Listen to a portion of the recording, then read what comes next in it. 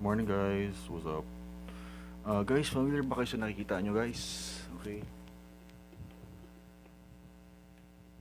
nakikita nyo to? Okay. Nagtataka ako, first time pa lang ako nakakita mismo ng Amerikano na NBI. Okay, naniniwala ba kayo sa mga ganito? Ngayon ako nakakita ng AFAM.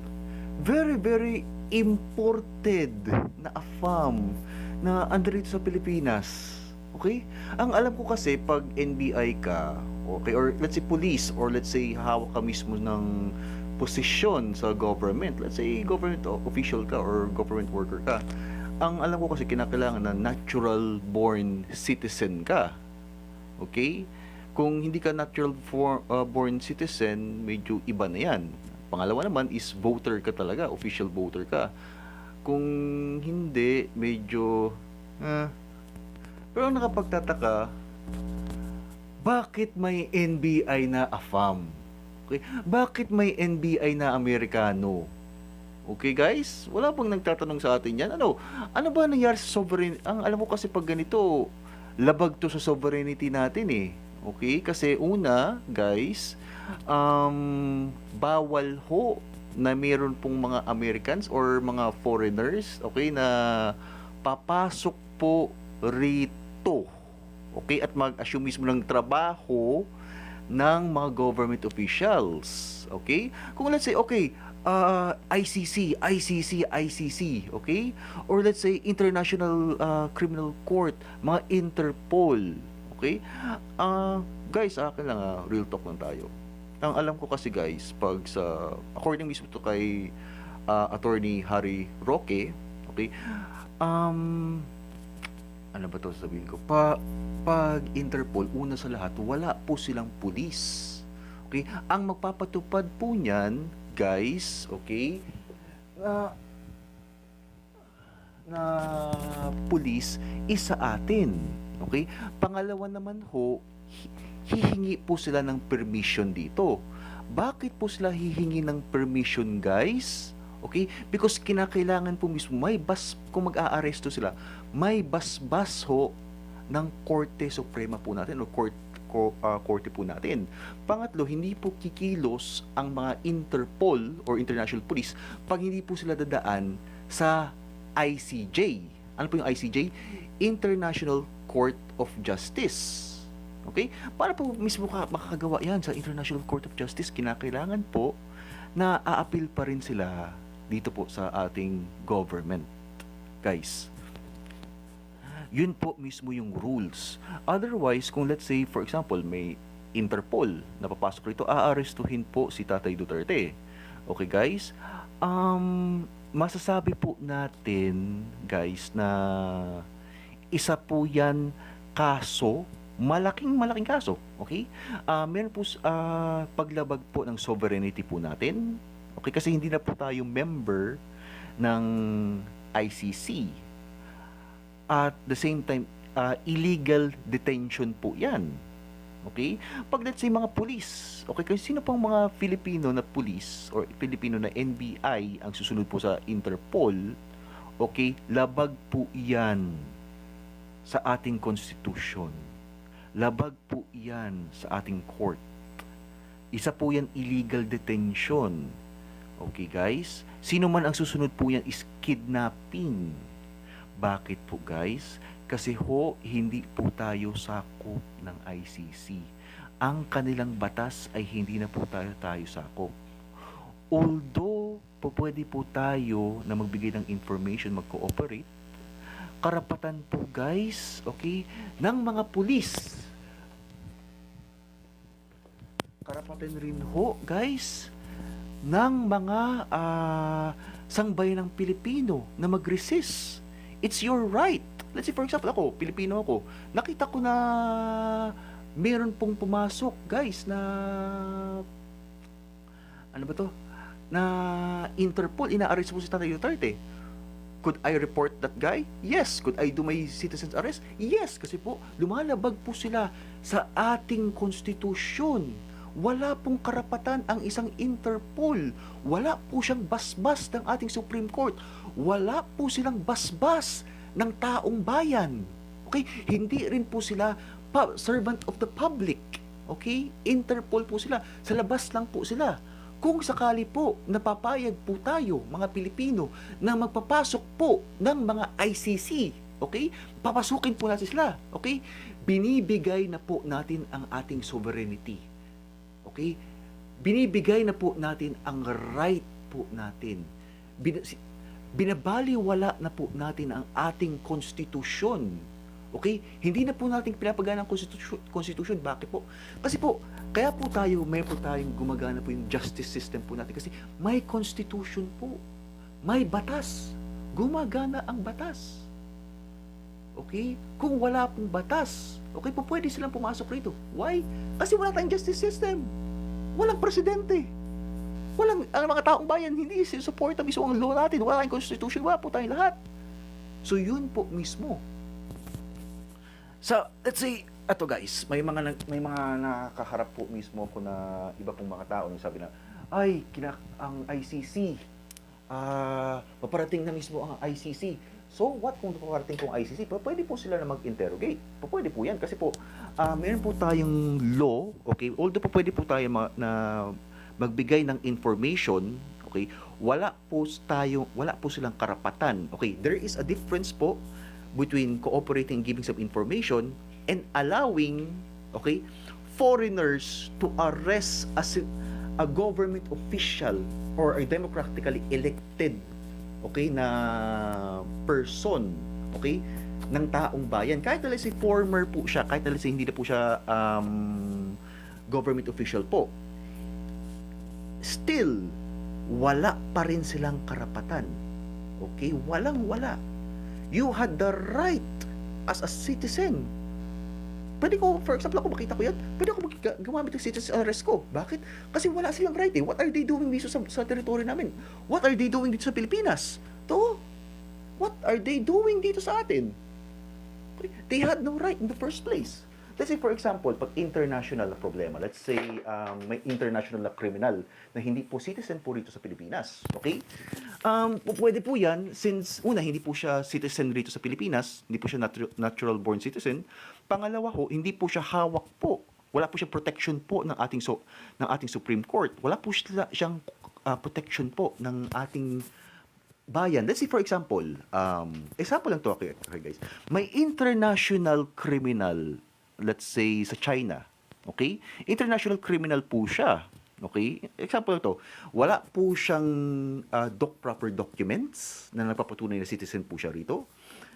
Wala po siyang anything na nakakahawak rito. Pwede po siya mahuli po ng international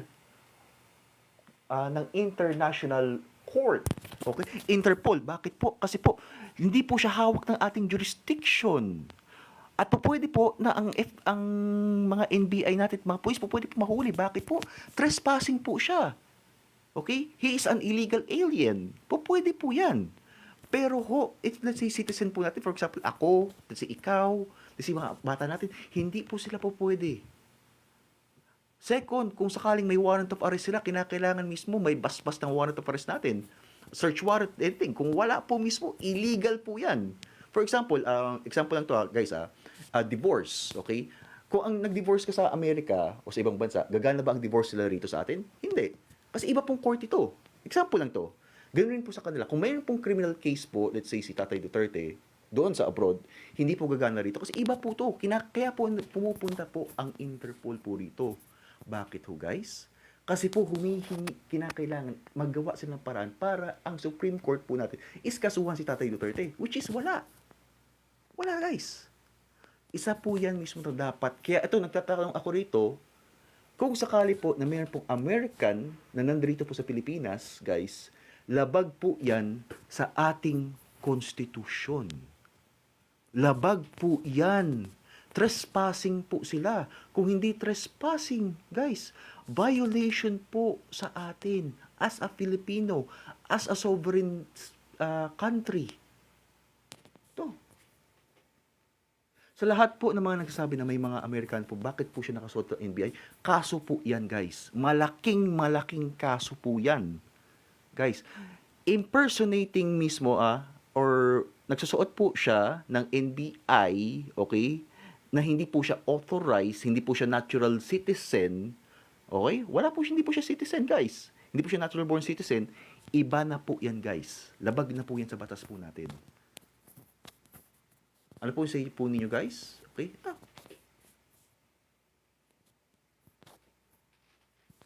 Ito po mismo is proof, guys, na ang administration na to is iba na ho ang nagpapalakad.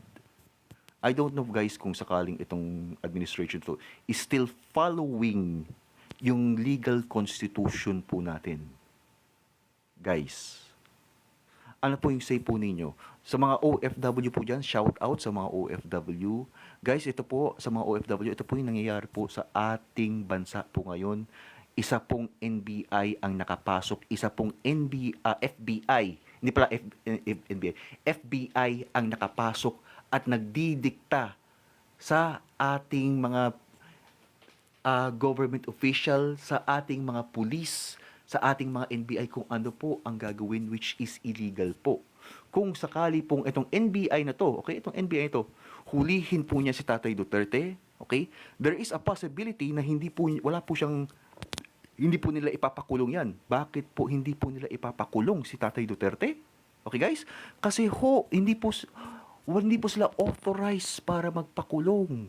Kung sabihin nila, uy, ikukulong namin si Tatay Duterte sa The Hague. If sa labas po siya, pag ilalabas siya sa Pilipinas, okay, pwede po siya makulong. Pero kung sakaling dito, hindi po pwede. Isa pong example po ng ganito po, guys, example po nito, is si Vladimir Putin, o President Vladimir Putin. Okay? Kung sakali po na nandoon po siya sa Russia, hindi po member po ang Russia ng International Court, hindi po siya po pwede makulong. Pero kung, for example, pupunta po si President Vladimir Putin sa isang ICC na country, okay, guys, pwede po siya makulong. Kasi outside of the country na po siya. At the same time, yung country na yan is a member of the ICC. Which is tayo po, is hindi po tayo member po, guys. Labag po ito sa ating konstitusyon. Any people, the people of ito. Okay, ito po, ang sabi po ni Ayes Baste, shout out pala kay Ayes Baste, anong Mindanao mas okay pa po kami dito sa Leyte? Actually po, pareho lang po tayo, affected po tayong lahat po, guys. Ito, si High Love, okay, shout out pala kay High Love, okay? Sabi po niya, bawal talaga yan, dapat FBI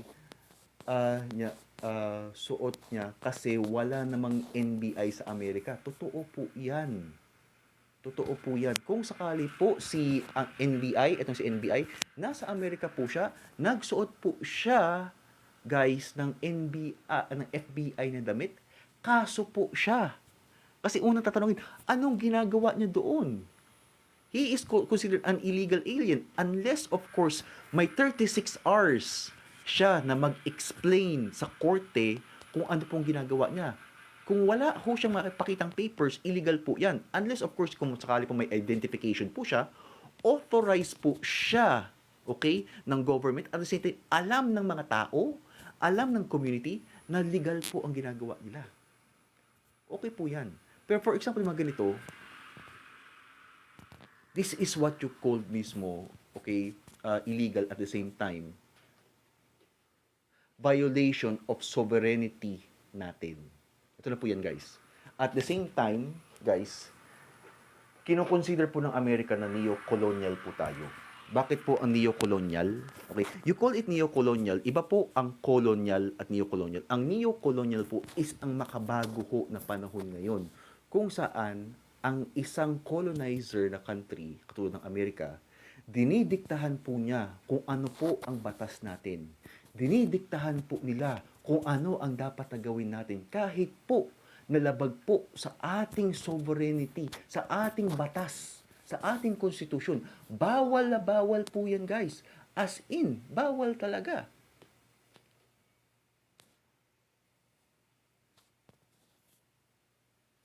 Okay, mayroon nag-attempt mismo na pumasok rito. Let's see.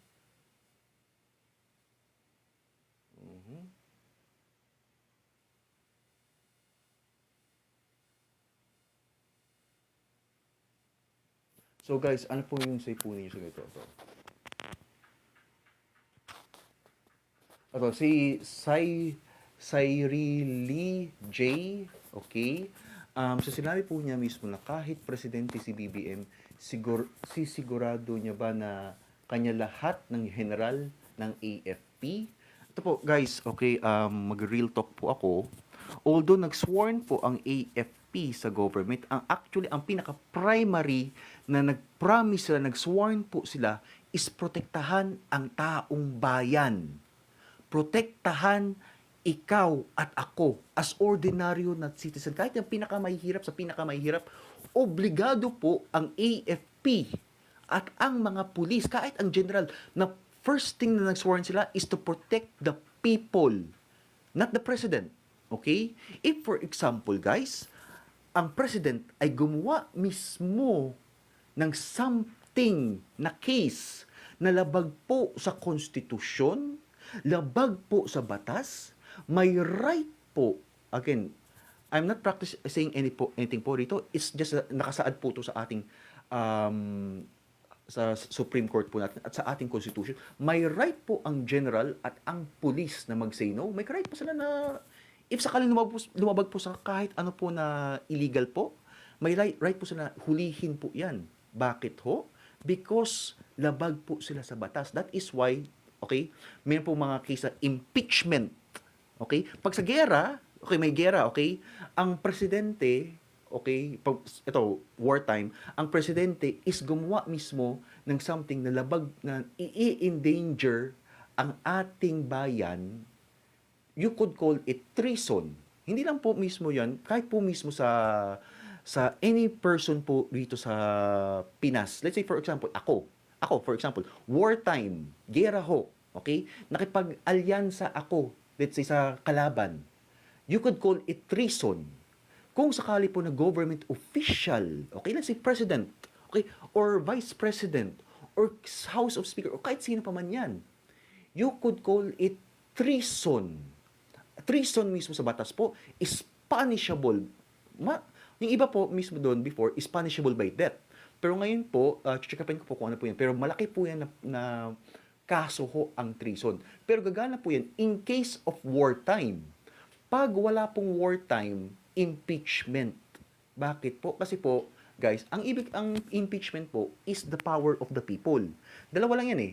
Either mag-people's power ka or magpa-impeach. Hindi naman lagi-lagi na for example, may government official na gagawa ng ganito, gagawa ng ganyan. Magpi-people's power ako. Hindi. Nakapagod yan. Kahit sino. Kahit ako, mapagod ako yan. Kahit ikaw, mapagod ka yan, di ba? Kaya po, meron po tayong impeachment po, guys. Is para ang korte ho, by the power of the people, imbis na tayo po yung magpapaalis ho, meron na po gumagana po ang justice system natin. At gumagana po mismo ang korte, nire-represent po nila tayo in our name. That is why may impeachment, guys. Example po ng impeachment, for example, ako, let's say, gumawa ako ng corruption, graft and corruption. Okay? Ginastos ko ang kaban ng taong bayan. Okay? Ginastos ko yung pera mo, yung tax money mo.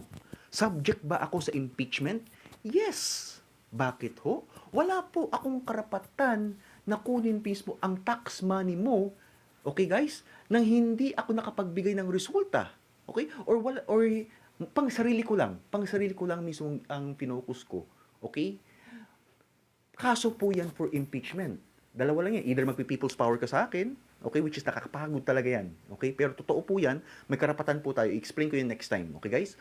Or impeachment. Ang impeachment po is ang korte, ang Congress, at ang taong bayan.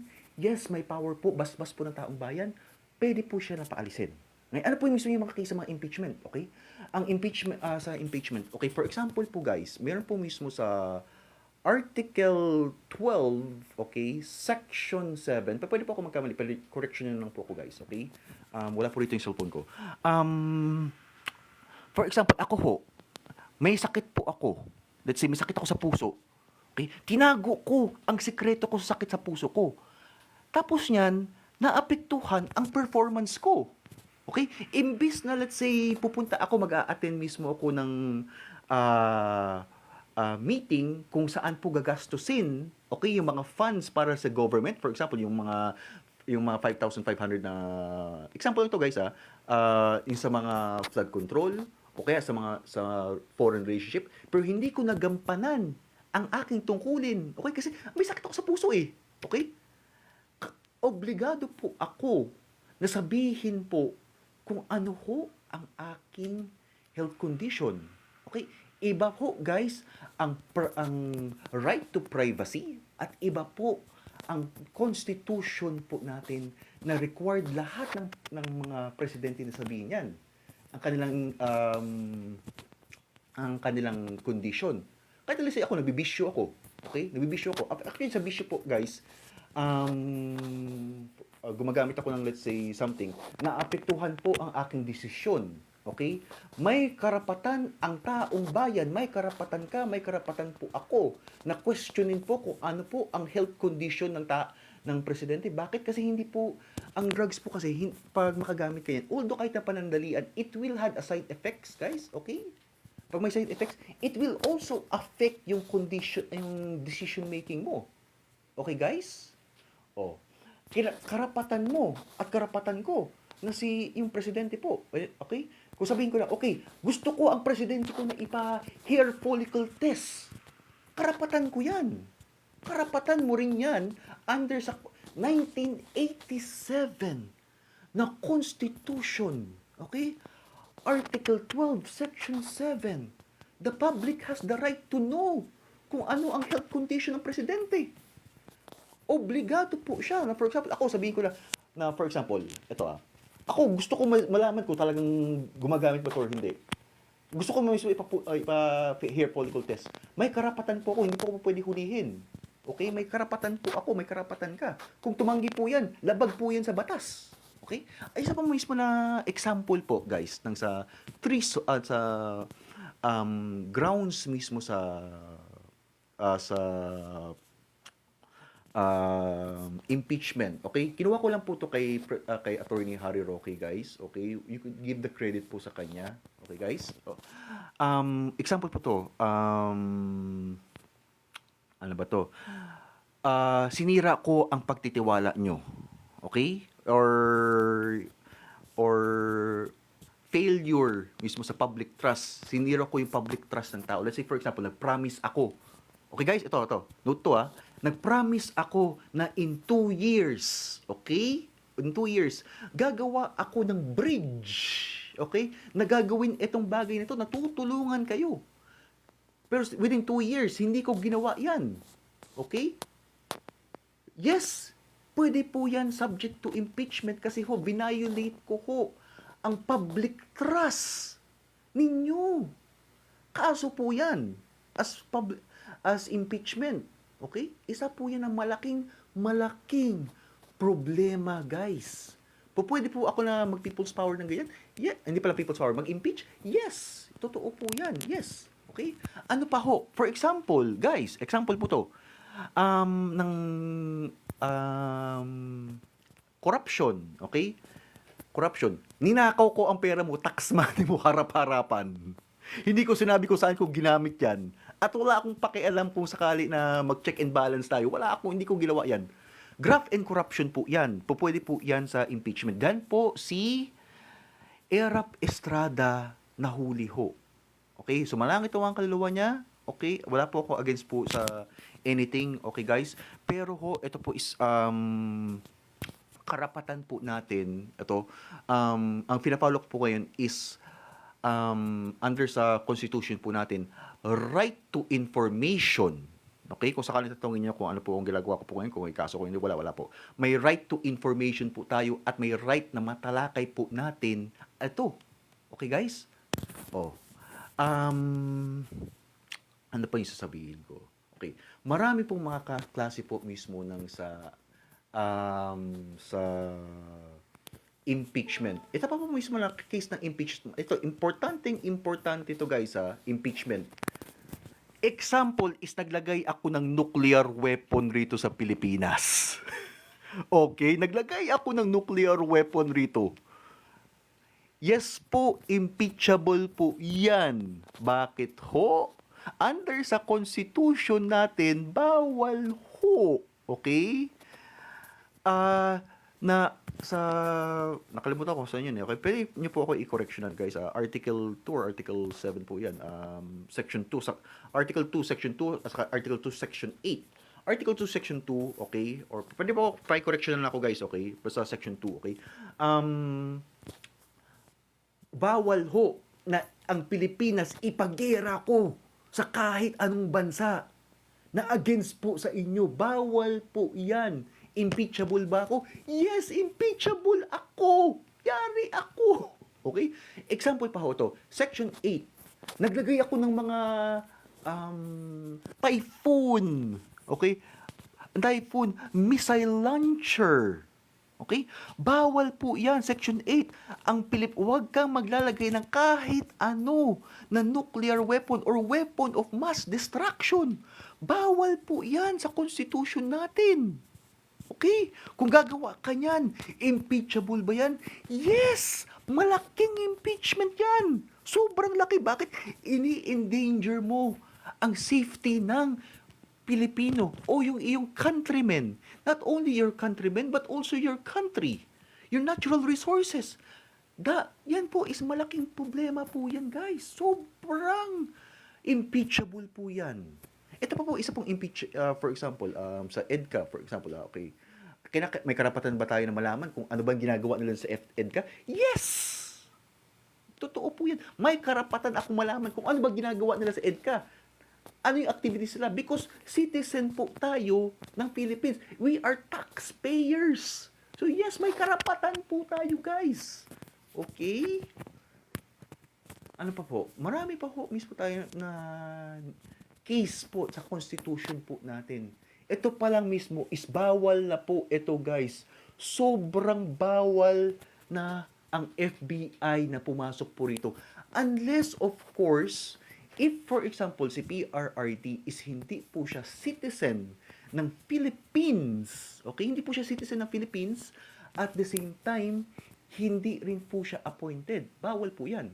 Ito pa po, for example, itong NBI na to, kung huhulihin po siya ni General Bato de la Rosa, hulihin po niya ang Senator Bato de la Rosa, malaking kaso po yan. Bakit? Si General Bato de la Rosa is senator po rito sa Pilipinas. Okay? Under po sa batas, okay guys, researcher lang po ako, hindi po ako ma-assume po na law student po or anything po, pero ito po guys under po sa batas, pag ang isang government official or let's say senator is under sa Congress or under the Senate and the Senate is in session, okay, no, in session, hindi immune po sila sa kahit anong kaso. Immune po sila.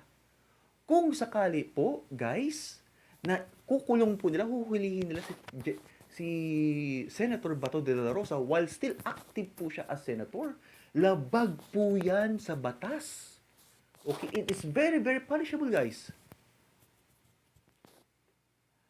Kim Domingo video, okay, sabi po niya na may limitation of right of information. May limitation po. The only problem po is una ho, nakishare po ako. If kakasuhan niyo po ako ng cyber libel, hindi po magagana po sa amin. Bakit po guys? Una ho, kasi hindi po ako yung author. Ito, guys, hindi po ako yung nagawa po ito. Did not share, hindi po ako nagawa ng ganitong news. I am just someone na nag-share. So, meron po akong right to information kasi nag-share po ako.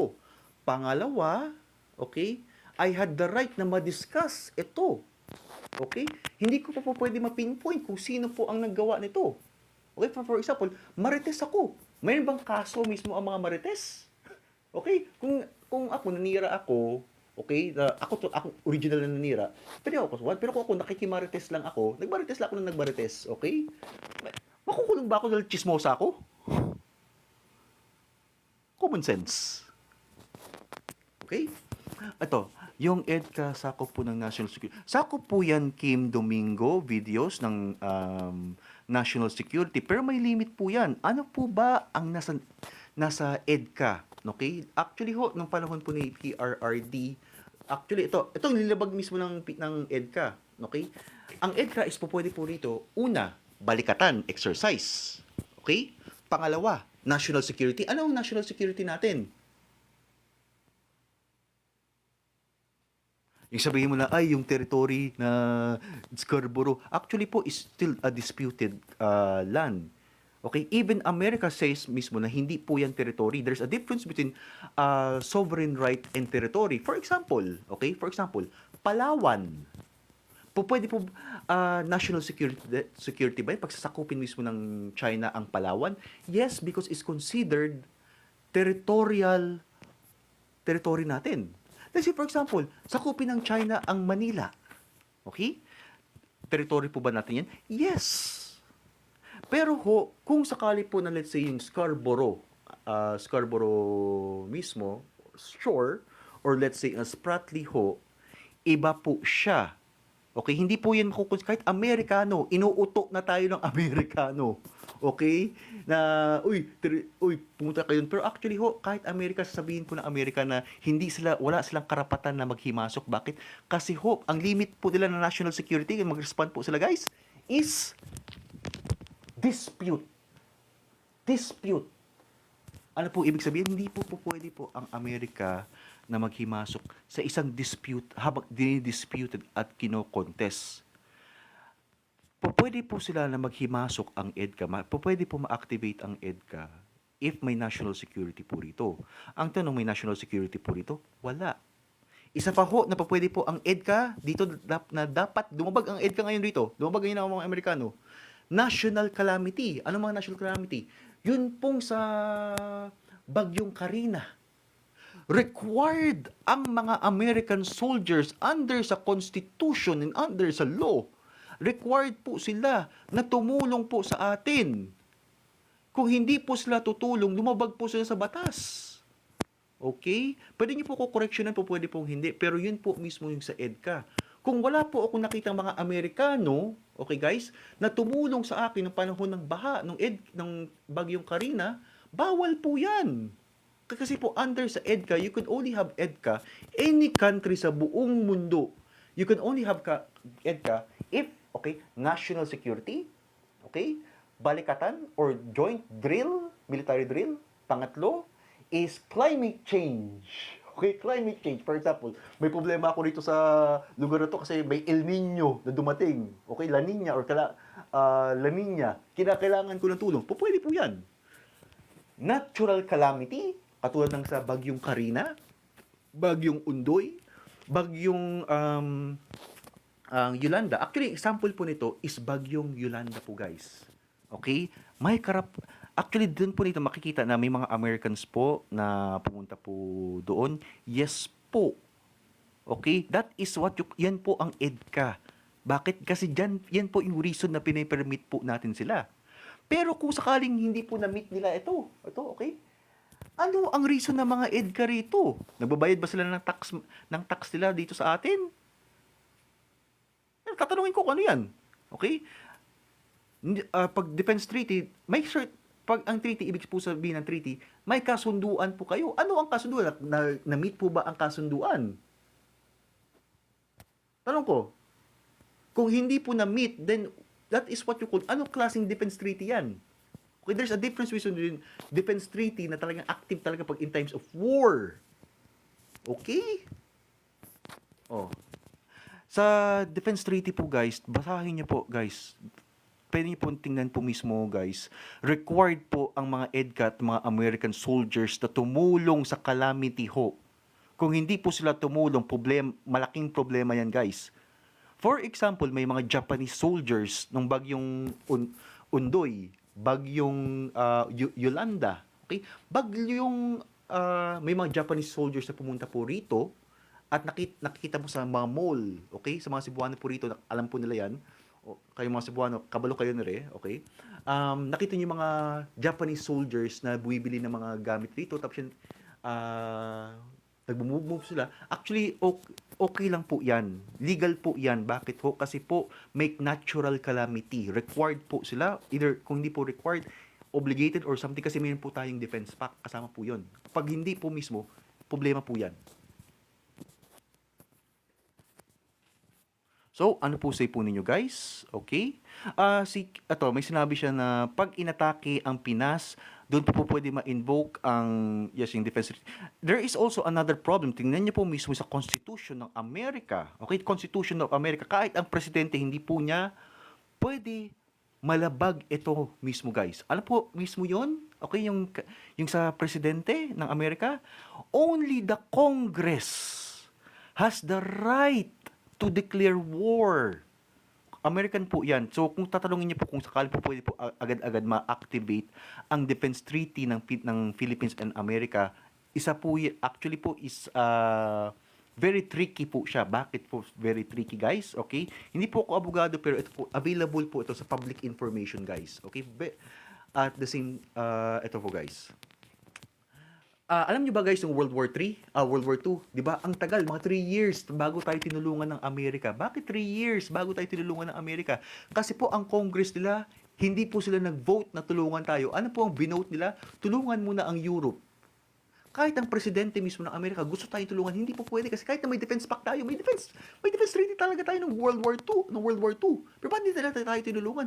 Because the Congress mismo ng Amerika did not vote na tulungan tayo agad. It took 3 years before makavote sila. So how sure are you na kung sakaling gigirahin po tayo, tutulong ang Amerika? Ay, okay, sasabihin ko lang, uy, ang Amerika tutulungan tayo. What if tulog pa mismo ang Congress? O what if, let's say, yung isa sa mga Congress hindi kompleto kasi may sakit, yung isa sa mga congressman nila, okay? Or mga senators sila. Or what if, let's say, hindi sila bumoto na tulungan tayo? Kasi, kasi guys, mayroon silang war ngayon na hinaharap. Okay? War mismo sa Ukraine at war mismo sa Israel. Ang main priority nila is Israel. Although ang mga taong bayan sa Amerika, ayaw na nila ng gera kasi malapit ang eleksyon. Okay? Let's say for example, gigera mismo ang China pero palapit ang eleksyon. What if yung presidente sa yung Congress, ayaw nila ng gera kasi gusto lang manalo mismo sila sa eleksyon. Oh, sabihin na nila, ay naku, hindi tayo tulungan Amerika kasi may eleksyon sila. Wala tayong magagawa because that is yung law nila. Only the Congress mismo ng Amerika, kahit ang presidente, although the president has the power mismo to say yes and no, may problema pa rin yan kasi only the Congress can give the power mismo sa presidente na tulungan tayo. Okay? How sure are you na if girahin tayo ng China, ngayon mismo tutulong ang Amerika? Okay? Mag-meeting-meeting pa yan. Mag-uusap-usap pa yan. Oh. May bas ang war mismo sa China, will it take 1 week, 1 month? It depends kasi bagong technology na tayo ngayon. We live in a nuclear age. 'Di ba? Yan po ang isa po sa hinaharap po natin, guys. Ito po yung real talk na kinakailangan harapin po natin, guys.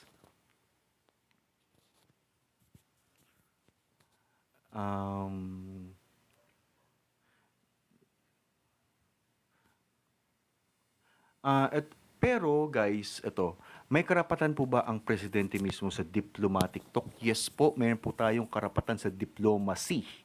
Okay? Ano po mismo sa diplomacy? Actually ho, guys, meron po yan sa 2007 na ASEAN Principle of Law of the ASEAN Charter. Okay guys, ano pong ibig sabihin yan?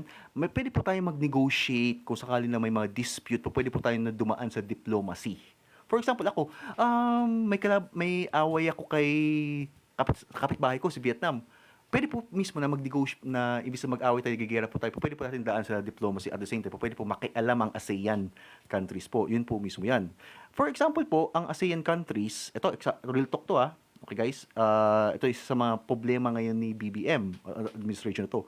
Nagtatanong po ang ASEAN countries na bakit merong Typhoon missile launcher, obligado po mismo ang administration na to na magsabi, mismo, kasi member tayo ng ASEAN.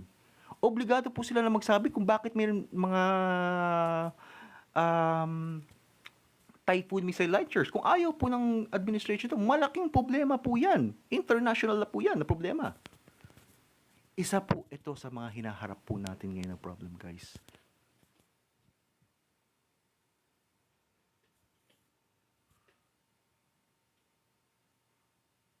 Ito pa ho. Guys, okay. Okay, before that, mag-usap na tayo. Ano bang say po ninyo sa ganito, guys? Mga American na NBI. Okay, na nandito sa Pinas. Ano pong comment po ninyo, say po ninyo, guys? Okay? I want to hear yung opinion po ninyo. Babasa po muna ako dito.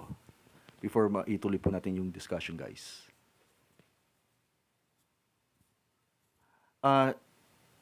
Again, sinabi ko, mutual treaty can be invoked. The problem is also the power of the Congress. It will also depend sa vote ng Congress kung kailan nila mismo tayo tutulungan. Yes, obligado silang tutulong sa atin. Ang tanong is kailan? It's a tricky there is actually loopholes mismo sa defense. Pero ito ang problema. Okay? Okay. Kung for example, kasi ito, totoo, real talk to, guys. Okay, real talk. For example, let's say si Russia, okay? May pong mga balita po ngayon na ang Russia po ngayon is lumilipad sa Alaska, okay? At ang ibang part po ng USA. Kung let's say gumera po si Russia sa USA, obligado pa ang Pilipinas na tumulong? Na tayo lahat tumulong? Yes! Kasama po ba tayo sa gera? Yes, bakit alay tayo eh? Alay po tayo. Yan po mismo yung sa defense treaty. There is a loophole, guys, na kailangan natin basahin. Hindi porket na nag-sign po tayo sa defense treaty, guys, okay, ay, ano ba to? Ay, protektado tayo ng China, ng USA. Actually, mas convenient pa nga sa USA kasi kung sakaling gigirahin sila ng Russia, obligado tayo na tumulong. That is somehow scary stuff. Very, very scary. Okay? Kung for example, guys, ito, real talk. Kasi yung Canada, guys, magsasign po tayo ng treaty sa Canada, defense treaty. Na-find out po sa balita, guys, okay, tingnan niyo po sa mga Fox News, okay, sa CNBC, okay, na ang dalawang Russian nuclear bombers at dalawang Chinese nuclear bombers ay lumilipad sa Alaska.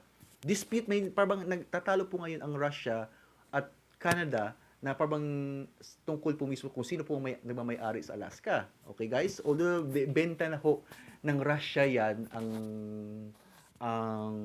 Alaska noong 1800s, okay? Nagkatalo pa sila, okay? Kung sakali si Russia girahin po niya si Canada, okay, guys? Obligado pa ang Pilipino na tumulong? Yes! Bakit po tayo obligado? Kasi meron po tayong defense treaty sa Canada. Very convenient yan sa Canada. Okay? Mas may convenient pa yan sa kanila kaysa atin. Bakit? Kulang sila ng population. Kulang sila ng mga sundalo. Okay? Kulang po sila ng manpower. Tayo, may ba tayong manpower? Yes! Meron ba tayong sundalo? Yes! Okay? Pwede ba tayong gamitin as human shield? Okay? As cannon fodder, so human shield? Yes! Okay? So yun po yung kaya ako nagtataka ako na bakit itong administration na to pinasign tayo ng defense treaty sa Alaska. Okay? Sasabihin natin mga Pilipino na, yes, may andito na yung Canada. Yes, tutulungan tayo. Ang tanong po, guys, mas malayo po ang Canada compare po sa Amerika. Mas powerful ang Amerika compare sa Canada. At the same time, ang Canada po, meron po silang threat ngayon. Tayo, dispute lang. There's a difference between threat and dispute. Sa atin, may lumipad po ba na Chinese nuclear bomber malapit mismo sa Palawan? Wala. May lumipad po ba na nuclear bomber diyan sa Manila? Wala. Meron po ba lumipad doon sa Alaska? Yes. Okay. It was considered a national threat. Pwede ba yung considered national threat? Yes. Although, sabihin natin na nandiyan pa sa borders nila, it is a few feet away from nuclear Armageddon. So, pag mangyari po yan, dahil po may defense treaty po tayo sa Canada, by law, sa defense treaty or kasunduan, obligado tayong mga Pilipino, yes, ikaw, ako, kahit sino po yan, natutulong sa Canada. In other words, we are going to bury our yan po ang nakakatakot. Okay? Ito, yung sa sinabi niya, may Chinese warship sa Palawan. Actually ho, meron pong pinayagan po sila ng Chinese Navy po natin. Ang Chinese Navy po natin, okay, sa article po yan, nagsabi sila na friendly lang po yan. Kung sinabi po nila na friendly, hindi po national threat. Okay? Nag-declare po mismo ang Coast Guard natin na hindi po siya, Navy natin, hindi siya threat. O wala tayong magagawa kasi alam po under sa article po yan. Okay, may po mga ganyan. Okay? Pero for example, okay, nuclear bomber. Threat ba yan? Yes. Bakit? It is capable, ang nuclear, okay, or hypersonic nuclear missile, it is capable of eliminating or destroying anything in a molecular level. Ibig sabihin, kahit mismo buto, wala na yan. Kung may buto man, hindi na yung buto buo. Iba na yan, nasira na mismo yung molecular po niya. Threat po ba yan? Yes, it's a threat. Why? Because kasi it's a nuclear weapon. It's considered more than a weapon of mass destruction. Okay? As example, weapon of mass destruction. Let's say, Tomahawk. Okay? Makakonsider ba natin na threat yan? Yes. Why? It is capable of destroying cities. Yun po yun. Ito. So guys, ano pala ang say nyo dito guys? Okay? Sa balita po ngayon. Sa akin guys, real talk. Mas gusto ko yung kay Tatay Duterte because ito guys, si Tatay Duterte and Donald Trump, they had the same strategy mismo sa pagdating sa gera. Anong strategy nila? Diplomacy. Business. Okay? That is why ang maraming tao ang gustong-gusto si Donald Trump. Because under kay Donald Trump guys, okay, wala pong gera. Okay? Ito, may sinabi po na, okay, ito, sabi niya na NBI, hindi po yan Interpol. Ang tanong po is, kung NBI po siya, bakit Amerikano? At bakit may mga videos po na lumalabas sa English? Ang alam ko po, ang pwede po mismo maging NBI or police po, if for example, natural born citizen, meron po siyang birth certificate, meron po siyang right to vote dito sa Pilipinas, at the same time, okay, hindi po siya part mismo ng ibang bansa. Ito. So hindi po siya Filipino citizen. Wala siyang right mismo na magboto rito. Wala rin siyang right na umapak rin rito. Huh?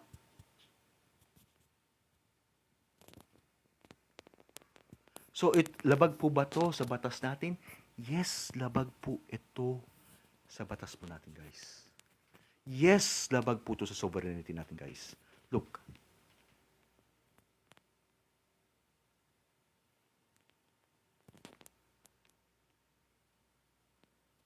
Actually po, ito, sa nagsasabi po mismo kung Lebanese po siya, actually hindi po siya Lebanese. Lebanese mismo mayroon po silang ibang features po sa American. Ito, look. Lebanese, Americans, they have a little bit of blonde hair, while Lebanese po, iba po ang kanila. Obserbahan mo rin, ang facial structure po niya.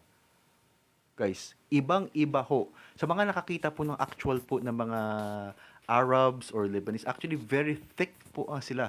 Ito is hindi po siya thick. Yung hair po niya hindi po thick. At the same time po, mismo sa gesture po niya, hindi po gumaganyan ang mga Lebanese, iba po sa kanila. Because Lebanese had a different culture compare po mismo sa American culture. So, ito ho. Totoo po ba, at the same time, meron po mga leaks po na information na mga FBI, 10 FBI agents is pumasok po rito sa Pinas. Okay? Would I doubt it na ang information niya kung fake news or hindi?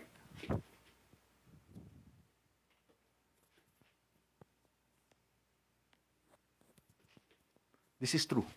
Okay? Panoorin niyo rin po yung kay Boss Dada, saka kay Banat Bay, okay, yung mga Banateros.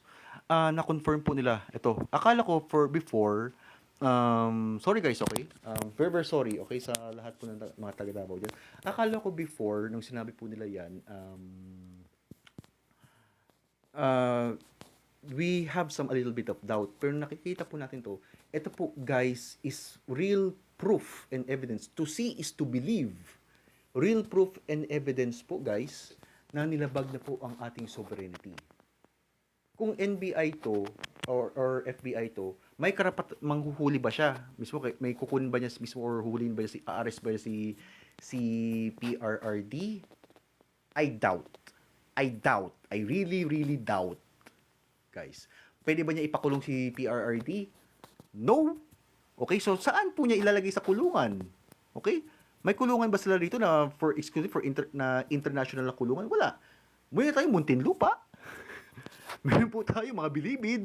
Wala po tayong bilibid para sa mga international. So ito.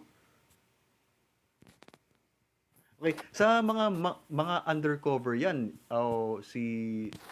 Kung undercover po ito, bakit bulgar? Ang alam ko pag undercover, hindi po 'yan magbubulgar. At the same time, pa-follow pa rin yun sa mga protocols. Pumalo po ba siya ng protocol sa atin? Hindi. So, isa pong questionable yan. Kung sakaling itong American na to, itong American na FBI, okay, huhulihin niya si PRRD, labag po ba yan sa batas natin? Yes! Labag po yan. Kung ang masasabi natin is kasong kidnapping, illegal detention. Ngayon, ito ang major question ko, guys. Kung huhulihin niya si PRRD, saan niya ikukulong? Meron po, guys, kung basahin po ninyo sa mga Americans po, meron po silang mga Guantanamo Bay. Ano po ba ang Guantanamo Bay? Yun po mismo is kulungan po para sa mga international, okay? International na mga criminals and terrorists. Ang problema, sa Guantanamo, malayo po yan, sa South America po yan. So saan po niya ikukulong? Doon po? Oh. Kahit po Interpol, okay, problema pa rin yan. Hindi po sila, wala silang karapatan. May karapatan siya mag-inform. May karapatan, provided, meron po siyang identification na Interpol po siya. Pag hindi, wala siya mismong identification na Interpol po siya, malaking kaso po yan. Guys, malaking kaso. I might as well say na, okay, illegal alien to, or illegal immigrant, or mga immigrant na naghahanap ng asylum rito sa Pilipinas. Isa po yan problem, guys.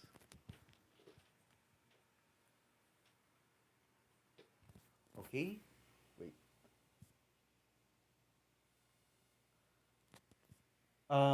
Ito sinasabi po niya na Lebanese. Actually po, iba, again, i-repeat ko, iba po ang Lebanese. Nakakita na po ko kasi ng mga Muslims, okay, mga Middle Eastern. Okay? Sa American or Western term, we will call them Middle Eastern. But to Asian, okay, the real ASEAN or Asian term, West Asian ang tatawagin natin. Lebanese are West Asians. Okay?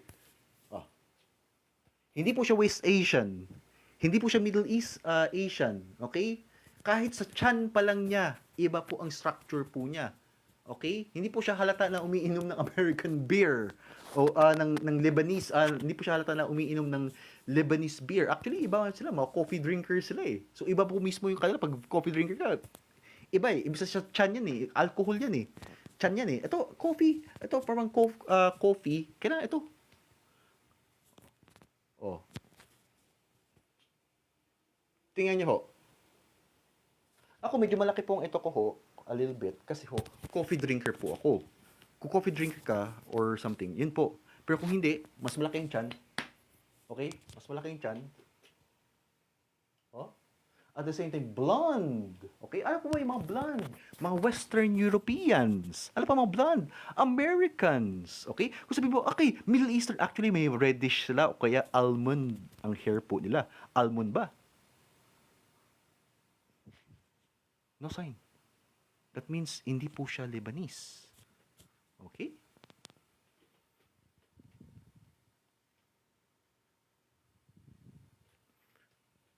Anyway, guys, hanggang dito na po muna ako, guys. Okay? Mag-off na muna ako. Thank you very much po sa live ko ho. Okay? Mamaya po mag-live po muli ako, guys, kasi may po muna akong importante na gagawin. Anyway, thank you very much. Okay, guys? Feel free na pumasok po dito sa live ko mamaya. Okay? Mamaya mag-live po ako kasi may po muna akong ito. May nag-chat sa akin dito. Okay? Anyway, thank you very much sa lahat po ng mga viewers ko. Shout out sa inyo, sa lahat po ng mga pumasok rito na mga tao, okay? Both DDS and BBM, you beautiful people, okay? Beautiful people. Thank you very much po. Okay? At least alam po natin, guys, na violate na po ang ating sovereignty, guys. Violate na po ang ating constitution. Okay? Thank you very much po, guys. Okay, later po magla-live po ako. Anyway, take care po, guys.